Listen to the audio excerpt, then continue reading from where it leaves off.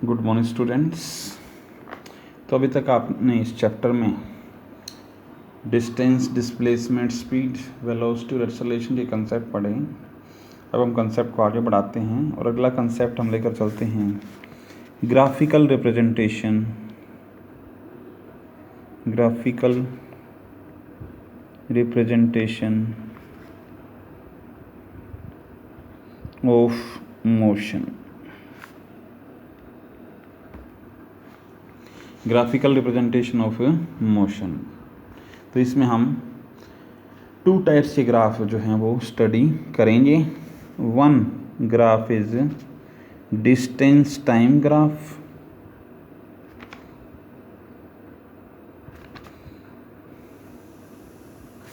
and second is velocity time graph.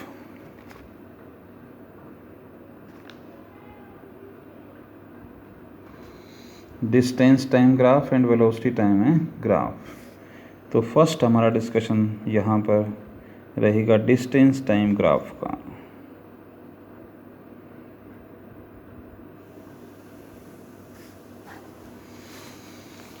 तो देखिए, अगर डिस्टेंस टाइम ग्राफ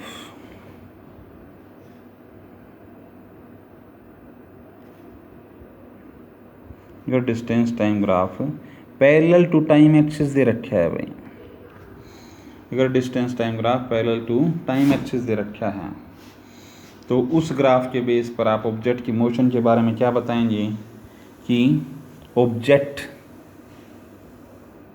किस पोजीशन में रहेगा भाई। Object will be at rest. अगर डिस्टेंस टाइम ग्राफ आपको दे रखा है और उसमें एक line parallel to time axis दिखा रखी है तो उस ग्राफ के बेस पर आप क्या बताएंगे, ऑब्जेक्ट किस पोजीशन में रहेगा, रेस्ट पोजीशन में रहेगा। क्यों? क्योंकि टाइम की इस लाइन पर अगर देखा जाए तो टाइम की वैल्यू तो चेंज हो रही है लेकिन डिस्टेंस की वैल्यू फिक्स है, कांस्टेंट है, इसीलिए ऑब्जेक्ट किस में रहेगा, रेस्ट पोजीशन में रहेगा, क्योंकि टाइम के साथ उसकी पोजीशन में कोई चेंज ऑब्जर्व नहीं हो रहा। नेक्स्ट हम ग्राफ की अगर बात करते हैं तो अगर डिस्टेंस टाइम ग्राफ अगर एक स्ट्रेट लाइन दे रखा हो भाई, inclined at some angle with time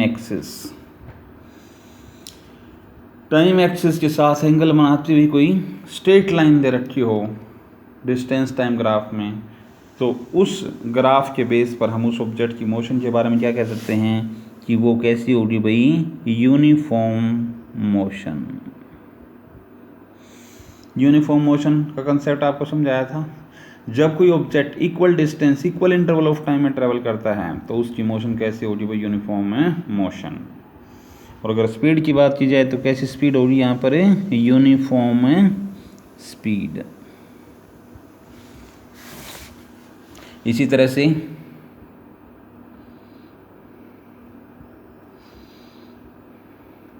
अगर डिस्टेंस टाइम ग्राफ एक कर्व की फॉर्म में दे रखा हो, इस टाइप की कोई कर्व्ड पाथ दिखा रखा हो, तो वो जो मोशन रहेगी उसकी वो कैसी रहेगी भाई, नॉन यूनिफॉर्म मोशन। और स्पीड की अगर बात की जाए तो वो कैसी होगी, नॉन यूनिफॉर्म स्पीड, क्योंकि यहाँ पर इक्वल टाइम इंटरवल में अनइक्वल डिस्टेंस ट्रेवल की जा रही है। तो दोनों जो डेफिनेशन आपको वहाँ पर समझाई गई थी, कौन सी, यूनिफॉर्म स्पीड और नॉन यूनिफॉर्म स्पीड, उनको ग्राफिकली हम किस तरह से यहाँ पर रिप्रेजेंट कर सकते हैं वो यहाँ पर आपको समझाया गया है। इसके बाद बढ़ते हैं अगले ग्राफ की तरफ, और अगला ग्राफ होगा भाई velocity time graph. Velocity time graph. तो अगर वेलोसिटी टाइम ग्राफ में अगर कोई line parallel to time axis दे रखी है तो इस ग्राफ के बेस पर उस ऑब्जेक्ट की मोशन के बारे में हम क्या कहेंगे, वो ऑब्जेक्ट कैसी वेलोसिटी से मूव कर रहा है भाई, यूनिफॉर्म वेलोसिटी से मूव कर रहा है। क्यों? क्योंकि टाइम के साथ उसकी वेलोसिटी में कोई चेंज ऑब्जर्व नहीं किया जा रहा, उसकी वेलोसिटी क्या है यहाँ पर कांस्टेंट है, इसीलिए वो कौन सी वेलोसिटी से मूव करेगा, यूनिफॉर्म वेलोसिटी से। इसके बाद भाई अगर यहाँ पर velocity time graph,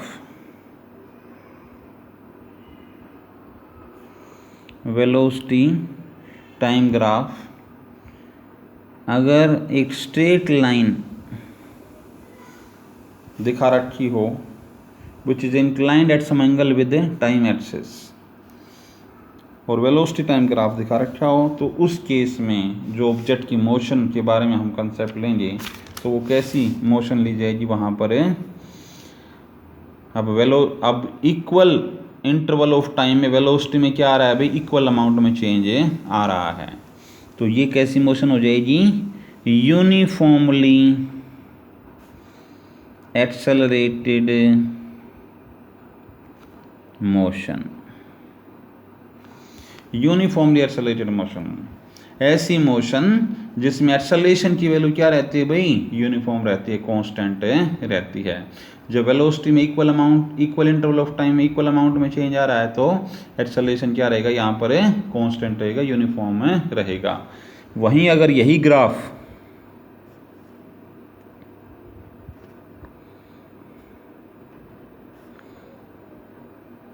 velocity time graph अगर एक कर्व फॉर्म में, एक कर्व पाथ के रूप में यहाँ पर दिखाई दे रहा है, तो उस केस में जो वेलोसिटी है वो इक्वल इंटरवल ऑफ टाइम में अनइक्वल अमाउंट से क्या हो रही है, चेंज हो रही है। तो इस ग्राफ के बेस पर ऑब्जेक्ट की मोशन के बारे में क्या कहा जाएगा, ये मोशन कैसी होगी भाई, नॉन यूनिफॉर्मली एक्सेलरेटेड मोशन। इस मोशन में जो एक्सेलरेशन रहेगा वो कैसा रहेगा भाई, नॉन यूनिफॉर्म रहेगा। तो ये तो ग्राफिकल रिप्रेजेंटेशन का कंसेप्ट हमने यहाँ पर स्टडी किया। अब इसी मेथड का यूज़ करते हुए हम यहाँ पर डिराइव करेंगे इक्वेशंस ऑफ मोशन। इक्वेशंस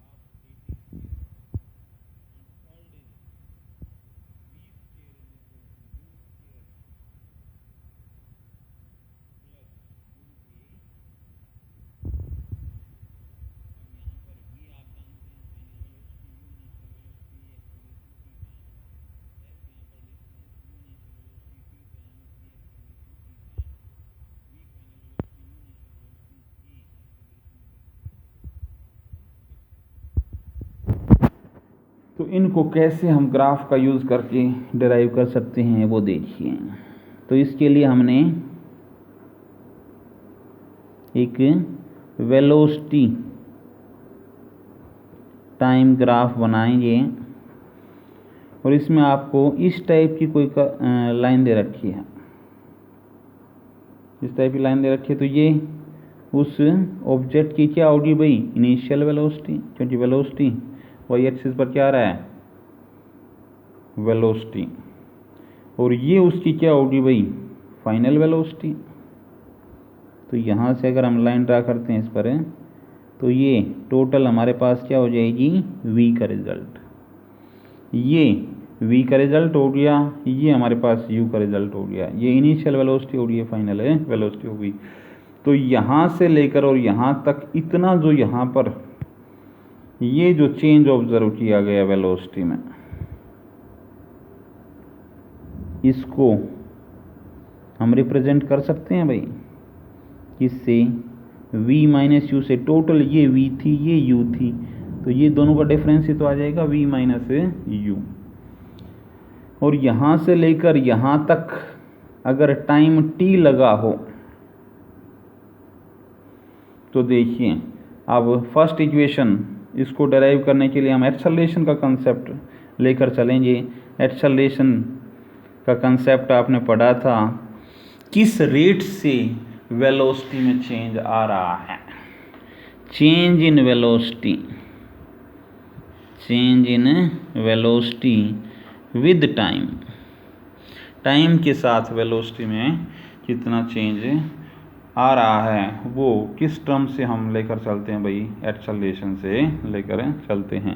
तो ए को रिप्रेजेंट, एक्सेलरेशन को ए से रिप्रेजेंट करेंगे, तो चेंज इन वेलोसिटी किसके इक्वल होगा, final velocity minus initial velocity, और ये किसके इक्वल है, v माइनस यू। और ये जो इसमें इनिशियल वेलोसिटी से फाइनल वेलोसिटी में चेंज आया, इसमें टाइम कितना लगा भाई, t, तो यहाँ पर डिवाइडेड बाई t, तो क्रॉस मल्टीप्लाई कर दो, तो यहाँ से v माइनस यू किसके इक्वल आ जाएगा भाई, at के, और इस u को उधर ले जाएंगे तो u प्लस at हो जाएगा। तो बताइए भाई फर्स्ट इक्वेशन डेराइव हो गई नहीं हो गई, फर्स्ट इक्वेशन यही तो थी हमारे पास, v is equal to u plus at। अब हम सेकेंड इक्वेशन को डेराइव करेंगे भाई। सेकेंड इक्वेशन क्या थी, s is equal to u t plus half at square. तो इस इक्वेशन को डेराइव करने के लिए कंसेप्ट यहाँ पर आप याद रखेंगे, ये वेलोसिटी टाइम ग्राफ में कोई लाइन दे रखी हो, कोई कर्व दे रखी हो, उसके नीचे जितना एरिया कवर होगा वो कौन सी फिजिकल क्वांटिटी को प्रोवाइड करेगा भाई, डिस्टेंस को। तो ये मान लीजिए हम पॉइंट ए ले लिया, ये बी ले लिया, तो ए बी लाइन के नीचे जितना एरिया कवर हो रहा है वो कौन सी फिजिकल क्वांटिटी को प्रोवाइड करेगा, यहाँ पर डिस्टेंस को। अब इसके नीचे देखिए, अगर एरिया की बात की जाए तो दो ज्योमेट्रिकल फिगर आ रही हैं, एक तो ट्रायंगुलर पोर्शन आ रहा है और एक कैसा आ रहा है भाई, रेक्टेंगुलर पोर्शन। तो यहाँ से उस एरिया का रिजल्ट निकालेंगे और वो रिजल्ट किसको रिप्रेजेंट करेगा, डिस्टेंस को। तो डिस्टेंस को अगर हम एस से रिप्रेजेंट कर रहे हों तो यहाँ पर एस किसके इक्वल आ जाएगा भाई, इस नीचे वाले रेक्टेंगुलर पोर्शन की अगर एरिया की बात करें तो u इंटू टी, u यहाँ पर ये साइड है, ये साइड कितनी है, t है, तो एरिया इस रेक्टेंगल का एरिया किसके इक्वल होगा, इन दोनों साइड्स की प्रोडक्ट ही तो होता है, तो u इंटू टी प्लस, अगर इस ट्रायंगुलर पोर्शन की बात की जाए तो ये ट्रायंगल कैसे दिखाई दे रही है आपको, राइट एंगल ट्रायंगल।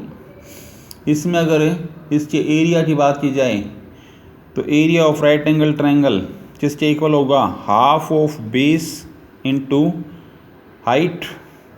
बेस कितना है भाई, t, और हाइट कितनी है, v माइनस यू, तो half of t into v minus u. अब देखिए भाई, यहाँ से अगर हम इस t की बात करते हैं तो t का रिज़ल्ट यहाँ से आप निकाल सकते हैं। t का रिज़ल्ट नहीं निकालेंगे यहाँ पर, सॉरी, v माइनस यू का रिज़ल्ट, v माइनस यू का रिज़ल्ट यहाँ पर हमारे पास आया हुआ है भाई, किसके इक्वल है, 80।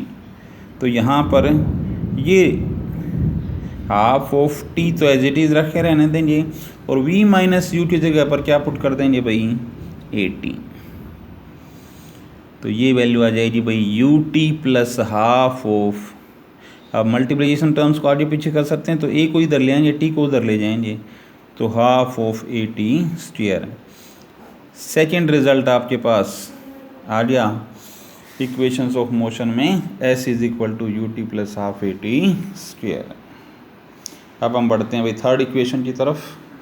थर्ड इक्वेशन को डेराइव करने के लिए फिर उसी लाइन ए बी पर चलते हैं। इसके नीचे कितना एरिया कवर हो रहा है, वो पिछले केस में तो हमने दो ज्योमेट्रिकल शेप्स लेकर चले थे। अब अगर ये कंबाइंड शेप ले ली जाए तो ये कंबाइंड शेप हमारे पास कौन सी ज्योमेट्रिकल फिगर को रिप्रेजेंट कर रही है भाई? यहाँ पर एक ट्रेपीजियम को। और ट्रेपीजियम का एरिया का फार्मूला आपने मैथमेटिक्स में पढ़ा है, half of sum of parallel sides into perpendicular distance between them. तो उसके बेस पर यहाँ पर वो भी डिस्टेंस को रिप्रेजेंट करेगा। तो वो किस टेक बोला जाएगा? Half of sum of parallel sides, sum of parallel sides into perpendicular distance between them. तो यह आ जाएगा half of sum of parallel side. अब यहाँ पैरेलल साइड कौन कौन सी है? तो u और एक ये पूरी की पूरी कितनी है? v। तो इन दोनों का सम कितना आ जाएगा? v plus u। और परपेंडिकुलर डिस्टेंस इन दोनों के बीच की, इन दोनों के बीच ये कह लो चाहे ये कह लो, तो ये कितनी है? t। अब ये किस टेक बोला जाएगा? Half of v plus u। अब इस t की वैल्यू कहाँ से निकालेंगे भाई? यहाँ से। यहाँ से t का रिजल्ट किस टेक बोला जाएगा? a इधर मल्टीप्लिकेशन में था, इधर जाके डिवीजन में आ जाएगा। तो यहाँ से जो t का रिजल्ट है वो आपके पास लिखा जा सकता है v minus you upon a। यहाँ से t का रिजल्ट हमने इस इक्वेशन में से t का रिजल्ट निकाला, a उधर जाके इसमें आ गया डिवीजन में। तो ये रख दो, v माइनस यू अपॉन क्या आ जाएगा? a। अब ये देखिए हाफ ऑफ, अब मैथमेटिक्स का कंसेप्ट फिर यूज़ करेंगे, a plus B into A minus B. Formula पढ़ रखा है आपने, किसके इक्वल होता है? A square minus B square. यहाँ पर a की जगह क्या है? v और b की जगह क्या है? u। तो ये आ जाएगा भाई v square minus u square. और नीचे क्या रहेगा भाई? a। यहाँ पर s था, अब क्रॉस मल्टीप्लाई कर दो, 2as किसके इक्वल आ गया भाई? V square minus u square, या यूँ कह सकते हैं v square minus u square किसके इक्वल आ गया? 2as। ये यू स्क्वायर को उधर ले जाओ तो v square is equal to u square plus 2as which is the third equation of motion. तो वही ग्राफिकल मेथड का कंसेप्ट हमने यहाँ पर सीखा, कैसे distance time graph, velocity time graph के बेस पर ऑब्जेक्ट की मोशन का केस हम डिस्कस कर सकते हैं, और वेलोसिटी टाइम ग्राफ का यूज़ करके कैसे हम इक्वेशंस ऑफ मोशन को डिराइव कर सकते हैं।